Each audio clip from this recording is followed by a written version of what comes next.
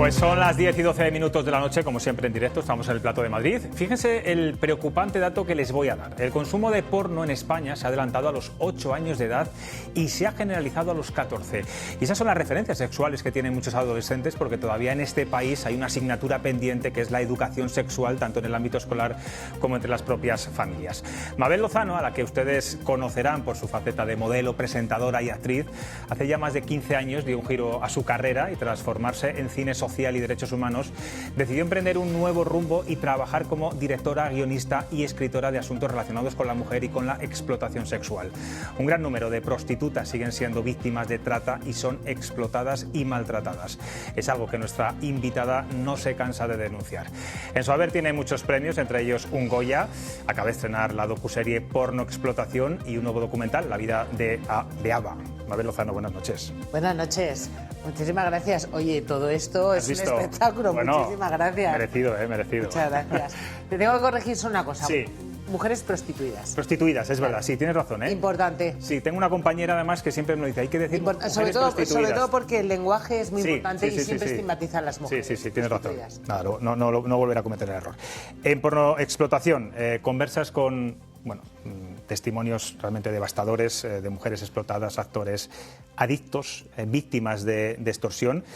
Yo no sé si la conclusión, Mabel, es la misma que hubieras sacado hace 30 años, que el hombre es el sujeto y la mujer el objeto. Mira, fíjate, para empezar, lo más importante es que digamos que no vamos a hablar de moral y tal. Cada vez que hablamos de pornografía, alguien dice, no, la moral, no, esto no va de moral. La sexualidad es importantísima. 1, 2, 3, 4 y 5 personas que hemos nacido gracias a la sexualidad. Por tanto, es importante, transversal al ser humano. Pero la pornografía no es sexualidad. El porno enseña de porno. Entonces, el porno nosotros también lo hemos tenido. Yo no sé vuestra edad, pero yo lo he tenido. Había vídeos que tú podías alquilar, estaba el Plus, estaba una revista. La historia es que la pornografía de hoy en día es brutal. Es brutal porque además la vemos que se ritualiza en la calle, la manada, las manadas. Porque un chaval de 12 años quiere violar a una niña de 12 también. O sea, ¿tú crees que todas estas violaciones grupales que hemos visto últimamente, la pornografía siempre está detrás? Mira, fíjate, vamos a hacer un ejemplo. Si tú vas muy borracho y conduces un coche, a que tienes muchas posibilidades de tener un accidente. Bien, ¿qué pasa con la manada, con las manadas? Que al más puro estilo de la pornografía, no solamente quiero violar a esa niña, sino que además lo quiero subir, lo quiero mostrar, igual que hace la pornografía. Es decir, ¿dónde ha aprendido un chaval y por qué quiere hacer eso? Ten en cuenta que uno de los vídeos más vistos en Internet es precisamente una violación grupal de una chica en un bosque. Más de 350 millones de visitas. Entonces, ese colegueo, esa cohesión de grupo, esa impunidad para hacerlo, y además lo quiero mostrar. Es que es totalmente un gambán, es totalmente sexo grupal. ¿Y qué ocurre? Que esos chavales no tienen educación sexual. Yo no sé vosotros, pero la mayoría de las personas en nuestro país no hablamos de sexo con nuestros hijos. Hace 2 semanas un chaval me dice, no, yo recuerdo que mi madre me dijo, porque yo nací, porque mi padre le había puesto una semillita en el ombligo. Y hombre, bueno, el ombligo vamos llegando. Yo vine en una cigüeña desde París, pues vamos a hacer. Sí, pero ha evolucionado muy poco, es verdad, ¿eh? Cuando éramos nosotros jóvenes a la actualidad. Hablas con tus hijos de sexualidad. Todos nosotros hemos aprendido de sexualidad, pero nadie nos la ha enseñado. Pero estos chavales tampoco. Entonces, ¿quién viene a copar ese espacio vacío? Una pornografía brutal, donde efectivamente, como tú acabas de decir, la mujer es el objeto, el hombre es el sujeto, pero es muy bestia a todos los niveles y muy adictiva también. Y Mabel, por tu experiencia, sobre todo también investigadora, ¿no? ¿Hay un perfil de explotador sexual y de mujer explotada? ¿Esto le puede ocurrir a cualquiera? Yo no creo que haya sobre todo ahora con las redes sociales, ¿no? Yo no creo que haya perfiles de personas, de mujeres. Lo que hay es situaciones que te convierten en muy vulnerable. Es decir, no tengo trabajo, no tengo herramientas, tengo 3 hijos. Es decir, ¿qué vemos? ¿Cuál es una víctima de trata normal en nuestro país? Una mujer colombiana o paraguaya, que vienen de lugares donde la esperanza ni está ni se la espera, con 3 hijos menores a su cargo. Eso hace muy vulnerable. Eso es un perfil, no como sea la mujer. Los seres humanos, afortunadamente, somos diferentes. Ahora, que de repente lo que estamos viendo es que muchas chavalitas están mandando vídeos porque me van a dar 100 euros en plataformas como OnlyFans y ellas tienen todo el derecho a hacerlo. Pero ahí está el proxenetismo, ahí siempre están las tercerías locativas para sacar partido de toda esa vulnerabilidad. Tú tendrías derecho a mandar tu vídeo. Yo no tengo que decirte que no, haces con tu cuerpo lo que quieras. El problema es que una vez que lo mandas, pues en todos esos lugares, por desgracia, están los proxenetas y están... Bueno, pues todas esas... Y si hablamos, claro, yo soy mayor de edad, si hablamos de menores de edad, ¿los padres realmente son conscientes del uso que hacen sus hijos del porno y de ciertas conductas sexuales que ahora están, bueno, como muy extendidas y que pueden resultar incluso peligrosas? Pero es que yo creo que los padres le dan un teléfono móvil a su hijo cuando tiene 8 y 9 años. Con acceso a Internet, por tanto le acaban de dar la puerta a todo eso. Y dicen, no, mi hijo no sale, mira, mi hijo está en casa y no sale, ya, pero está en casa, pero tiene todos los demonios que le entran a través, a ver, sí, Internet, o incluso los custodios que ponemos los padres, claro, a veces los hijos son muy hábiles a la hora de quitarlos. Pero da igual, es que los custodios que tú pones en tu casa, en la casa de su amigo no, y tu hijo va a salir corriendo porque quiere ser igual que los demás y lo quiere ver en casa de un amigo. Por tanto, lo que necesitas es educación, un pensamiento crítico. Y el problema que estamos viendo es que un chaval con 8 o 9 años entra y lo que primero que ve es un gambam, es una violación, es insultos. Es un gambam, para que la gente lo entienda. Sexo grupal, la manada. Eso es, la manada, las manadas. Te quejabas, Mabel, recientemente de que en España apenas se habla de explotación sexual a las mujeres. Por cierto, la convocatoria electoral decae a 2 leyes importantes. También lo escribías este fin de semana en El País, que es la ley de trata y la de proxenetismo. ¿Hay miedo a hablar y a legislar en nuestro país sobre estos temas? Pues yo, mira, voy a ser muy crítica porque a estas horas ya solo me queda esto. Yo creo que no hay de verdad una voluntad política, te lo digo en serio. Porque pensemos que el PSOE ha gobernado en solitario y el PP también lo ha hecho. Por tanto, ahora mismo pues muchas de las mujeres y de las diputadas del PSOE dicen, no, es que el ministerio no era nuestro, era de Podemos. Ya, pero cuando en la época de Zapatero gobernabais en solitario, no lo habéis hecho. Tampoco lo ha hecho el PP. Es decir, bueno, pues hablamos de mujeres pobres, mujeres que no votan, mujeres en el entorno de la prostitución y, bueno, y putas. Entonces, ¿a quién le interesa? Pero tenemos que pensar, es que esas mujeres están ahí. Es que nuestros hijos van a esas rotondas. Es que enfrente de nuestra casa, en un país como el nuestro, con unos derechos civiles tan importantes, España, los derechos civiles son maravillosos. ¿Cómo es posible que tengamos mujeres que están esclavizadas, que no pueden salir de los lugares, que no pueden salir de los puticlús, que están 15 horas? Fíjate, una imagen brutal que yo lo escribía en El País, si lo leíste en ese artículo, escribía una imagen que me pareció desoladora. Fijaos, no sé si vivisteis en la borrasca Filomena en Madrid. ¿La vivisteis? ¿La visteis? Sí, sí, sí. Bueno, pues nada más pasar un poquito, que estaba en todas las calles, que se había amontonado el hielo en todos los lugares. Colonia Marconi, que es uno de los lugares con más prostitución, con todas las montañas de hielo en las aceras, ahí aparecían las mujeres desnudas o semidesnudas, dócilmente sobre sus tacones. ¿De verdad cree alguien que ahí hay una voluntariedad? Claro, ahí hay una voluntariedad. Claro, porque yo te he oído decir que lo más famoso de las carreteras no es el toro antes de Osborne, ahora el toro negro, que está pintado y que aparece en muchas carreteras, sino las denominadas cárceles de mujeres. Claro, ¿existe una normalización social de los clubes de alterne o crees que cada vez es algo que nos cuesta más ver? ¿Hemos evolucionado como sociedad en este sentido? Yo creo que no. O sea, sinceramente, hay menos clubes porque los clubes están puerta a calle y también las fuerzas y cuerpos de seguridad del Estado en España, maravillosos, formadísimos, tanto policía como guardia civil, que están muy formados, pues efectivamente ya no tienen tantos burdeles. Los burdeles se han trasladado a los pisos, a lo que llamamos o denominamos la prostitución escondida. Son pisos. Entonces, en los pisos las mujeres están mucho más a merced de los proxenetas, pueden hacer lo que ellos quieran y cuando una mujer viene, pues en lugar de meterla en un club de carretera que entra la policía, pues me la llevo al piso, la lecciono y luego ya, sí, eso ya pasa ahí. Claro, pero esa imagen muy extendida de que a los proxenetas parece que se les protege, porque, en fin, nunca se cierran prostíbulos. Eso, no, es que no se cierran los prostíbulos. ¿Eso por qué es? Porque también entiendo que muchas mujeres no se atreven a decir que se sienten esclavizadas, ¿no? Bueno, mira, tú tienes ahí una imagen mía justo detrás de ti, sí, con un Goya. Vale, yo gané ese Goya con una historia que es la historia real de Yamilet Giraldo, una víctima de trata del libro. Viene porque tiene niños pequeños y no tiene para darles de comer. Ella vino con un engaño inicial. Voy a trabajar en una fábrica de seda a Irún. Hay mujeres que no, que nunca antes han trabajado en prostitución, pero le dicen, vente, que trabajando en prostitución vas a ganar dinero para dar de comer a tus hijos. Y dicen que sí. Ella tuvo ese engaño. Llegó a Madrid, se cogió un avión, apareció en Pamplona, el proxeneta la recogió, la violó en el Pinar siguiente y la metió en un club. La explotó, la pegó, de todo. Con el tiempo esta mujer se escapó y denunció a ese hombre. Le metieron en la cárcel y desde la cárcel sacó 10.000 euros de otro prostíbulo, de explotar a otras mujeres, y la asesinó a tiros en un pequeño pueblo de Pamplona delante de su hijo. O sea, estamos hablando de que eso ha ocurrido en nuestro país.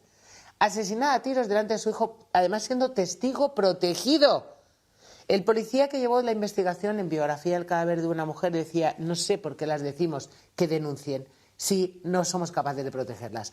Cuando están asesinando a Yamilet Giraldo, la Guardia Civil dijo, bueno, esto es una venganza, le vamos a poner Operación Némesis. No fue una venganza. Sin más, es que si esta declara, me cierra el chiringuito y punto pelota y me la quito de en medio. Por tanto, cuando la están asesinando, le están diciendo al resto de las mujeres, sí, claro, mira lo que te va a pasar si me denuncian. Entonces, no me protegen, soy testigo protegida, no me dan nada, pongo en riesgo mi vida y sobre todo la de mis niños, la de mi familia que dejo de ahí. ¿Para qué? ¿Crees que habría que legalizar la prostitución? Porque estamos viendo en países como Alemania o Holanda, donde es una actividad legal, pero es todo lo contrario, la trata de mujeres casi está triplicado, ¿no? A la prostitución hay que abolirla. Es que esa es la diferencia entre unas leyes que nadie conoce y todo el mundo dice, no, quieren prohibir la prostitución. No, nadie quiere prohibir la prostitución. Prohibir la prostitución significan políticas punitivas contra las mujeres, entendiendo que ellas son culpables y no ni el demandante ni el proxeneta. Nunca, jamás prohibir la prostitución. Legalizarla ya hemos visto, tenemos en Europa, Alemania, Holanda, se ha triplicado la trata, porque tú le has dado a los proxenetas una maleta de hombres de negocios. Entonces tú puedes ver que la explotación es brutal y que las mujeres que se autollaman trabajadoras sexuales en nuestro país, antes decían, queremos legalizarla, ahora dicen, no, queremos despenalizarla como Nueva Zelanda, no legalizarla, porque ya han visto que la explotación es mucho más. ¿Qué es la abolición? La abolición significa políticas que vistan de derechos a las mujeres, que las doten de alternativas, es decir, prevención e reinserción. Y va contra el proxeneta. Quitémonos, porque si además a ese proxeneta que asesinó a Yamilet Giraldo le hubieran confiscado todos sus bienes, no hubiera podido asesinar a esta chica. Contra los proxenetas. ¿Y quién son los cómplices de los proxenetas? Tú que eres un hombre. ¿Quién es el cómplice del proxeneta? Entiendo que quiere decir que el hombre, ¿no? El hombre que usa porque yo tengo hijos, hermanos, tal, que son maravillosos. Siempre, porque cuando decimos hombres que, no, los hombres que violan, los hombres que compran, esos hombres. El hombre, el demandante de sexo de pago, que dicen que hay un 38% de hombres que reconocen ser demandantes de sexo de pago. 8,5 millones de hombres que podrían tener sexualidad sin pagar. Pero cuando tú tienes sexualidad sin pagar, solo es sexualidad, no es poder. Te he comprado y vas a hacer lo que a mí me dé la gana. Esa es la diferencia. De todos los testimonios, llevas, no sé, más de 15 años, ¿no? Haciendo documentales, investigando, 20. Trabajando, 20 años. ¿Cuál es el que más te ha sobrecogido? ¿Cuál es ese testimonio que todavía a día de hoy te costaría volver a escuchar? Pues yo creo que el testimonio que me parece más brutal es el de la madre de Ava, de justo el cortometraje que estoy ahora mismo estrenando y que está en festivales, que es una niña con una mochila de mucha negrura y es un documental en el que hablamos de trata, explotación sexual, ¿no? Y discapacidad intelectual. Es decir, esta niña traía una mochila terrible y bueno, pues hablamos de testimonios desoladores de niñas con discapacidades intelectuales, que hay hombres que van a comprarlas y son mujeres que además dices hola y sabes que hay un problema y da igual, no importa. O sea, ¿hasta qué punto? Pero ¿cómo es posible? Y esto, insisto, no tiene nada que ver con la moral, tiene que ver con los derechos humanos, porque eso es la mayor vulneración de los derechos fundamentales de un ser humano. Entonces, yo creo que es ahí un trabajo que tenemos que hacer educacional. Es decir, yo soy cineasta, pero también soy madre, con lo cual yo me he currado mucho eso también con mis hijos, que a mí me parece importantísimo. No sé si vosotros habláis con los vuestros de este tema, pero yo lo hago constantemente, porque es verdad que dices, en el colegio, pero en el colegio los currículum son muy, muy duros y a lo mejor no cabe esto. Pero claro, si tú dices, tu hijo como este chico, ¿cómo ha nacido? ¿Por qué le han puesto una semillita en el ombligo? Pues apaga y vámonos. Es que no le vuelves a preguntar nada a tus padres, ¿o no? Bueno, yo creo que se ha evolucionado bastante, sobre todo la gente de nuestra generación, pero es verdad que nos queda todavía mucho por hacer. Bueno, tengo aquí a 3 periodistas que me acompañan, llevan toda la noche aquí conmigo, hablando de política. Yo los he escuchado. Pero te van a hacer alguna pregunta también. Esther. Sí, yo te quería preguntar precisamente por Tú has dicho, no hay voluntad política para sacar una legislación adelante, una legislación que además ha sido muy polémica, por ejemplo, dentro del Partido Socialista. En el último Congreso hubo una gran bronca a raíz de esto. De hecho, dentro del Gobierno, durante toda esta legislatura, ha habido una gran bronca porque hay 2 formas de verlo, de entenderlo, que son absolutamente contrapuestas.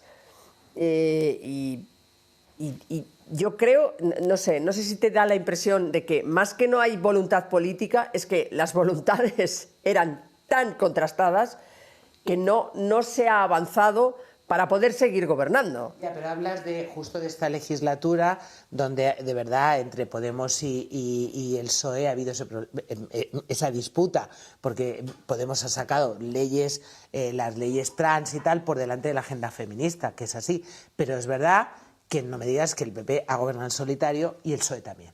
Por tanto, eso de, no, la culpa la tienen las podemitas, ya, pero vosotras también habéis gobernado, porque Zapatero, una de las cosas que dijo, que además salió en toda la prensa, dijo, una de las cosas de las que más me arrepiento es no haber abolido la prostitución mientras he sido presidente del gobierno. Y dices, hombre, un poquito tarde, ¿no? Pues lo podías haber pensado antes, pero quiere decir que han tenido tanto PP como PSOE forma de hacerlo, y además lo que les estamos diciendo es una reforma, lo que les pedíamos es una reforma legislativa que condene todas y cada una de las caras del proxenetismo para que nadie pueda lucrarse de la prostitución esa ley, ajena. por ejemplo, a ver, que penalizaba el proxenetismo, ha estado dormida al sueño de los justos mucho tiempo durante esta legislatura. Pero que es una reforma legislativa que no necesita dotación económica, porque también dice, bueno, es que necesita de repente tropecientos mil millones. No, es que es una reforma legislativa que no necesita dinero. Pero es que no es una cuestión es una voluntad. No es una cuestión exclusiva de dinero, es que en el Partido Socialista hay un debate interno, está partido por la mitad, el feminismo, que ha representado siempre el Partido Socialista, sobre si se debe abolir o no abolir. Pero hablamos de la ley del proxenetismo, ya ni siquiera de la abolición. Vale, si la cuestión es el debate que hay que tener, por supuesto, y hay que ver cómo se protege a todas estas personas, pero es que en la política hay una división enorme, especialmente en la izquierda, y eso es lo que hace que se quede durmiendo el sueño de los justos. Sí, pero fíjate que yo entiendo que lo que tú dices, ¿no? Que la ley, que la ley contra la trata, que con esa tendencia abolicionista, que además necesita muchísima dotación económica, porque os recuerdo que Francia, el último país en ser abolicionista, pues lo que no tenía es una dotación económica y ya, ha destrozado a las mujeres, porque no te da alternativas para salir de ahí. No, yo estoy hablando de una reforma legislativa que no necesita dotación económica y que supuestamente, yo la noche que gané el Goya me llamó Irene Montero y el lunes me senté con ella, con Irene Montero, en el ministerio y me dijo, la ley del solo sí es sí, vamos a meter las tercerías locativas. Para las personas que nos escuchen, que no sepan lo que es que la prostitución, la mayoría de las mujeres la ejercen por cuenta de un tercero, que es el que se lucra. Entonces, en la ley del solo sí es sí, vamos a penalizar todas las caras del proxenetismo, las tercerías locativas. Pues al final, no. Porque el PSOE dijo que no, que quería hacer una enmienda para que eso fuera mejor, para que eso no sé qué, fuera de la ley del solo sí es sí, que podía haber salido adelante. Bueno, pues no. Al final, no, insisto, que no necesita dotación económica. También es verdad que si tú leíste ese artículo que yo escribí el sábado, yo también decía, tener en cuenta que España es un país con muchísimo turismo sexual. Las cosas están llenas, las playas, las islas. La Junquera, nosotros somos el puticlub de Francia, o sea, la Junquera está llena de franceses que vienen a consumir prostitución y no solamente se enriquecen los proxenetas, sino que se enriquece mucha gente, es decir, que en el PIB, el INE dice que nos podéis imaginar la cifra que genera esto. Entonces, yo no sé si es como, yo terminaba así el artículo, a lo mejor no es nada contra ello, sin más, son solo negocios.